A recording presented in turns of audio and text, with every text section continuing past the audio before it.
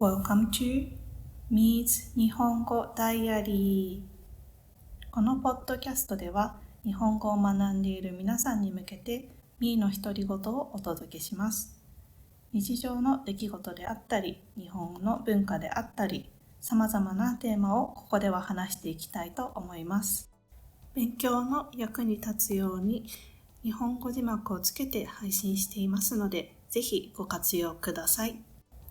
また、自動翻訳ではありますが、複数言語の翻訳字幕もつけていますので、必要があれば字幕をオンにしてぜひ聞いてみてくださいね。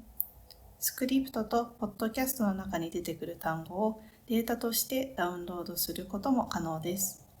概要欄にリンクがありますので、ダウンロードしてこちらもぜひ勉強にご活用ください。皆さんおはようございます。こんにちは。こんばんは。みーです。皆さんいかがお過ごしでしょうか。私の最近のプチニュースといたしましては、毎日日記を書き始めて1年経ちました。その私が書いている日記というのは、1冊に5年分の日記を書くことができます。ページ数が365ページあって、1ページ1日となっています。その1ページに5年分の同じ日付の日記を書くことができます。そのため5年間各同じ日に何をやっていたのか同時に見ることができます。今は2年目に入ったので、去年何をやっていたのか見ることができて、書いていてとてもワクワクしています。正直言うと、毎日1回日記を書くのは難しくて、たまにサボってしまいます。1週間まとめて書いてしまうこともあるんですけれども、1年間継続している自分がすごい誇らしく思っています。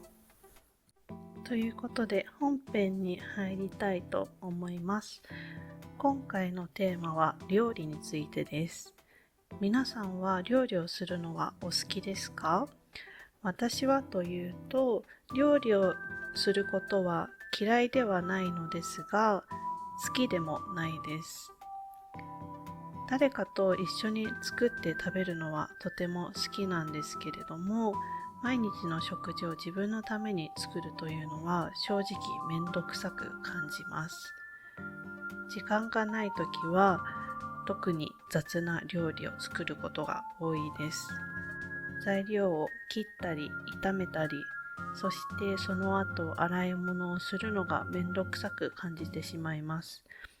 最近も作るのがめんどくさくって簡単なサラダにしてしまったり、外食してしまうこともあります。少し不健康ですけれども、インスタントラーメンも手を抜きたい時など作ることが多いかなと思います。でも極力自分で料理して体にいいものを作るように心がけています。時間と気力があるときは少し凝った料理を作ることもあります。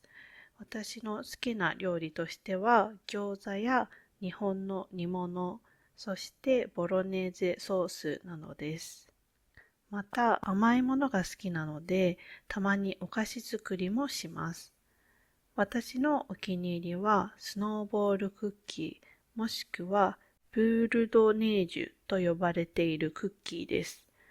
アーモンドプードルとバター、砂糖、小麦粉を混ぜて作るだけの簡単なクッキーです。食感はサクサク、ホロホロしていてとても美味しいです。あとはケーキだとキャロットケーキや抹茶味のパウンドケーキもとても好きでよく作ります。少し健康的なデザートだと甘酒というのをよく作ります。甘酒は日本の伝統的な甘い飲み物で少しドロッとしています。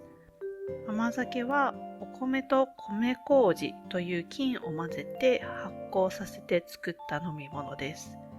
甘酒はミネラルやビタミンが豊富で、また発酵食品であるため健康や美容にも良いとされています。日本では飲む点滴とも呼ばれています。甘酒を作るには米麹という特別な材料が必要です。ただ作るのはとても簡単です。お米と水と混ぜて、それを温め、あとは魔法瓶に入れて放っておくだけで簡単に作れます。私はこの甘酒を作ってヨーグルトに混ぜて食べることが多いです。日本だとスーパーにも甘酒が売っているので簡単に買うこともできます。少し独特な風味があるので、初めての方は私のようにヨーグルトに混ぜて食べるのがおすすめです。興味がある人はぜひ試してみてください。料理という話をしたんですけれども、ついつい甘いものが好きということもあって、半分以上がお菓子作りの話になってしまったような気がします。ごめんなさい。皆さんは料理を作ることは好きですか？また自分の国のおすすめの料理などがありますか？私の場合は日本で作られる家庭料理がとても好きです。ただ種類がたくさんあるのでおすすめを選ぶのが難しいです。なのでその代わりにその家庭料理の作り方がたくさん載っている本を皆さんにおすすめしたいと思います。その本の名前が味付け黄金比率で基本の料理100という名前です。味付けというのは調味料を使ってどのように食べ物に味をつけるかという意味です。そして黄金比率というのは一番良い割合という意味です。この本がおすすめの理由は、日本の一般的な家庭料理がたくさん載っていることです。そしてもう一つおすすめの理由が、日本で人気の味付けをたくさん知ることができることです。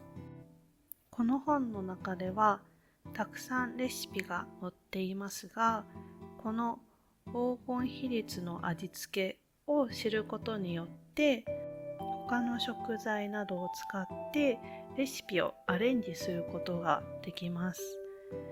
なのでこの本は基礎を学んでそれを自分で応用できるという点でとてもおすすめな本です。また先ほど言ったように日本で人気の一般家庭料理を知ることができるのでとてもおすすめです。海外で買えるかが少しわからないんですけれども、もし興味がある方はぜひ確認してみてください。ということで本日のエピソードはここまでにしておこうと思います。毎回案内している通り、ミーズ日本語ダイアリーでは皆さんからのお問い合わせを募集しております。ポッドキャストで話してほしい内容であったり、日本に関する質問があれば、ぜひお問い合わせください。YouTube のコメント欄や Google フォームで受け付けております。Google フォームのリンクは概要欄に記載してあります。では皆さん最後まで聞いてくださりありがとうございました。また次回お会いしましょう。バイバーイ。